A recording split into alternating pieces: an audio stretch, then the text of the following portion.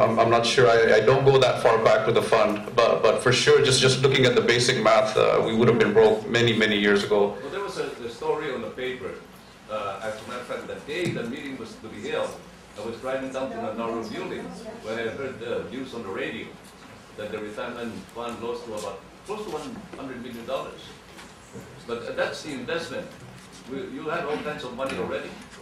The explanation that I got during that particular meeting was the fact that, you make money today, you lose money tomorrow.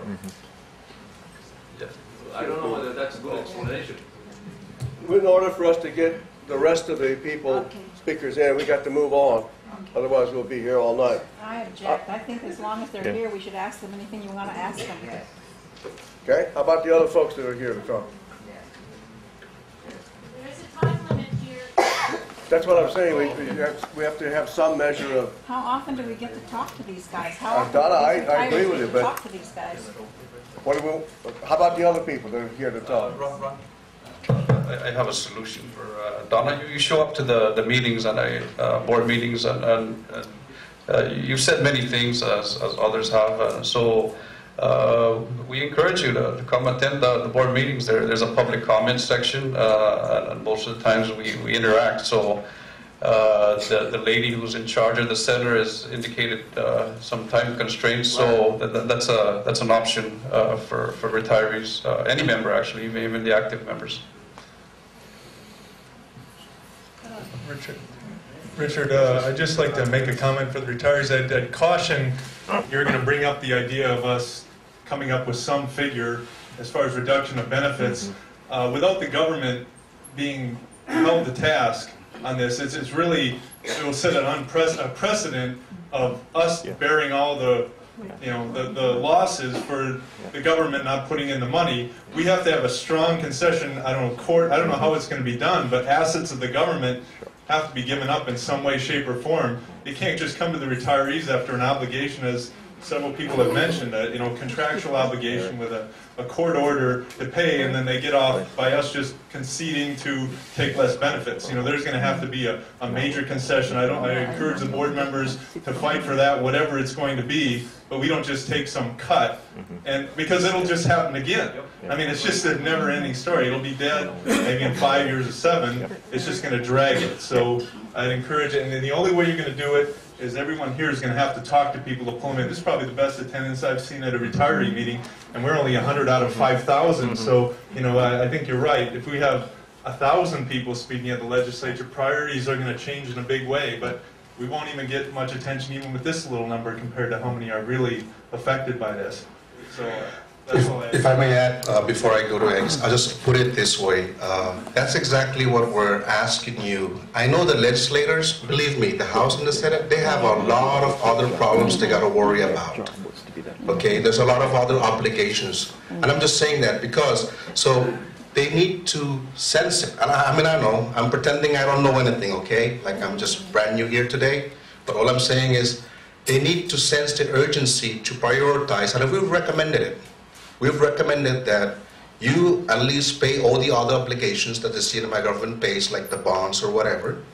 And then underneath, if you religiously, every year, set aside some money and you assure the retirees that it's a line item budget appropriation, every year you're going to get this. This is reserved for you so that you can take care of it and prolong the life of the fund. And then after that, at the bottom of it, operations for the government. If they do that, and we're hoping that you guys can go up there and say, can we look at it that way, please? Prioritize all bills like the bonds. Secondary to that is the pension, a certain amount, $20, $30 million if they can find it. I think that's happening every budget year. But they need to put some teeth in it by saying, I'm just saying, for example, if I was there or somebody, because I don't know, I know it's separate of governments, but if we can say 20 million, give that check out right now today, give it to the fund. I don't know. I don't know what legislators and finance, those guys do. That's Yeah, but even after the budget is passed, the governor signed it, maybe the appropriation is still there. The problem is the money has not been paid to the retirement. We have a meeting on Tuesday next week. It's a recess from the last meeting. It starts at 3:30 p.m. on the retirement fund. please come and if you have more comments and if we're running out of time. And I really thank you all for allowing us to be here today, really. Thank you. I have one more comment, question. Go ahead, Brian. Go ahead. Okay, well, anyway, I'm glad Larry and Eric and all of them are bringing that up, and Richard says we're not here to discuss the cutting of our paychecks and all of that. I'm glad, because I came here specifically to let you know I'm not about to agree to that. You know, if I have to keep the fund alive for everybody, I will, but only if the government who owes me, who owes us, trim their fats and start paying the tax that they're supposed to pay, start honoring the judgment that's already been done 2 years ago. You know, I thought for a while there it was my just stupidity because I'm bad at numbers, but I'm convinced it's not that. You know, the government owes me, and yet they're coming to me and telling me, I'm sorry, we owe you, but we're not going to pay you because we choose to remain fatty in the government. So we want you to cut your pay, and so we can continue to get our full pay. I mean, what kind of logic is that? Give me a break. I can't even live on what I'm getting right now. I'm a single person who's a widow who's paying rent, got a lot of bills because of medical reasons. And you're, 50, 25.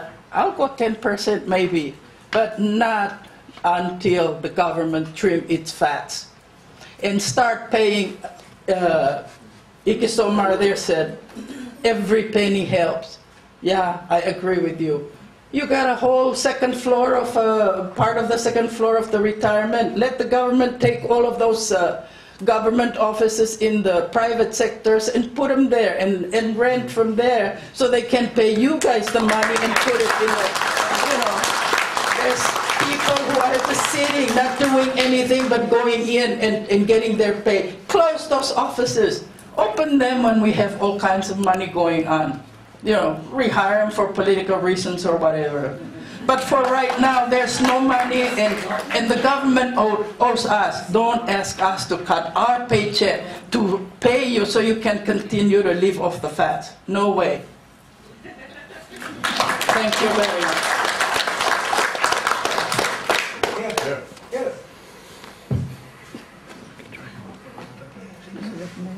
Thank you. 2 million that from I am a retiree. The government owes me what I put in.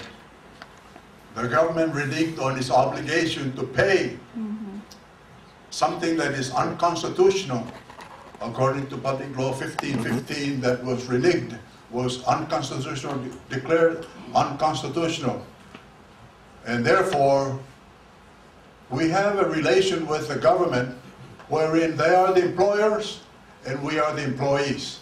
We've done our share. The government has not done its share. They try to renege on a contract between employer and employee right from the beginning. I'm not going to stand still and allow this to happen because I have done faithfully, put in the amount of money that I'm obligated to put into the retirement. I don't have much years to live.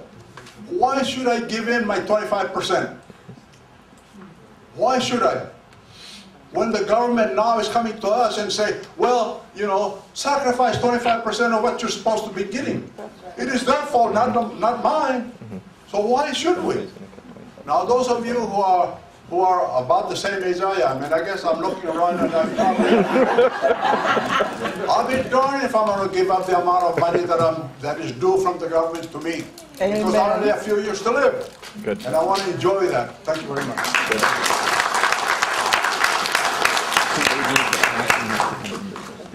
Thank you, man. With them, it should have always been with them. That's why they're called trustees. They're entrusted to. Is there a question for these gentlemen? They shouldn't be. There should be a clear definition. We have to move on. We got to move on. Otherwise, This is a democratic meeting. yeah, we've been on one subject. That's why I don't want to be here. He's gonna come up. I love it. Okay, we just have one speaker tonight. Can we call it a day and then you can go and ask them every time? Can I allow it? Okay, yeah. Make it very quick.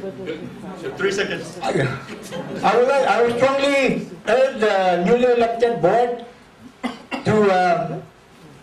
to make sure that the Speaker of the House withdraw his bill to allow active members to withdraw their contribution. That will make the retirement fund work in maybe 1.5 years instead of 2 years. So please, boy, write to the Speaker of the House to withdraw his bill. That's a crazy bill.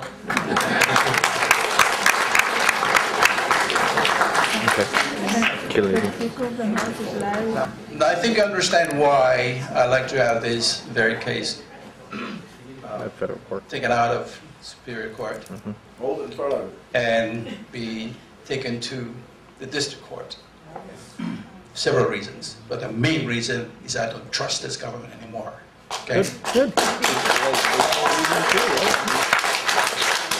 First and foremost, good example. I'm a legislator X. I give myself X number of dollars at the expense of my friend there not getting enough. She has to